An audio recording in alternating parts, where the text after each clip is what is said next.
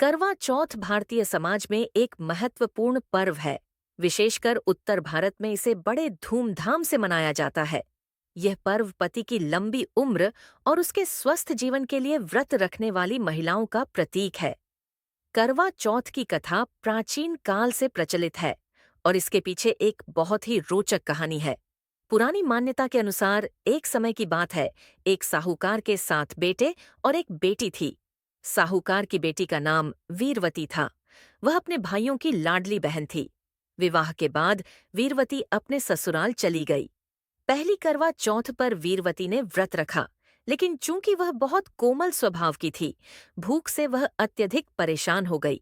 उसके भाइयों से अपनी बहन की यह हालत देखी नहीं गई। उन्होंने उसे खाना खिलाने की योजना बनाई। भाइयों ने एक पीपल के पेड़ पर दीपक जलाकर रखा और इसे चंद्रमा के रूप में दिखाया। फिर अपनी बहन को आकर कहा कि चंद्रमा निकल आया है, तुम व्रत खोल लो। वीरवती ने भाइयों की बात पर विश्वास कर लिया और भोजन कर लिया। जैसे ही उसने व्रत खोला, उसके पति की मृत्यु हो गई। जब उसे यह बात पता चली तो वह अत्यधिक दुखी हुई और रात दिन रोने लगी। वीरवती ने भगवान शिव और माता पार्वती से प्रार्थना की और उसके तप से प्रसन्न होकर माता पार्वती ने उसे आशीर्वाद दिया। माता ने उसे कहा कि अगले करवा चौथ के व्रत को सच्ची श्रद्धा और विश्वास से रखे। वीरवती ने वैसा ही किया और इस बार उसके पति को पुनः जीवन मिला। तभी से करवा चौथ का व्रत रखने की परंपरा आरंभ हुई, जो पति की लंबी आयु और उसकी सुरक्षा के लिए रखा जाता है। महिलाएं करती हैं जो अपने पति की लंबी उम्र और सुख समृद्धि की कामना करती हैं। इस दिन महिलाएं सूर्योदय से पहले उठकर सरगी खाती हैं, जो सास द्वारा दी जाती है, और फिर दिन भर निर्जल व्रत रखती हैं।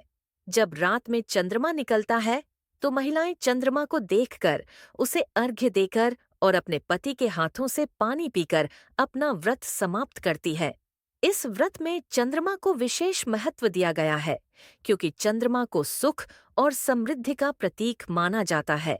मान्यता है कि इस दिन व्रत रखने से महिलाओं को न सिर्फ अपने पति की लंबी उम्र का वरदान मिलता है, बल्कि उनके परिवार में भी सुख, शांति और समृद्धि बनी रहती है। इस प्रकार करवा चौथ का पर्व नारी के समर्पण, विश्वास और प्रेम का प्रतीक है।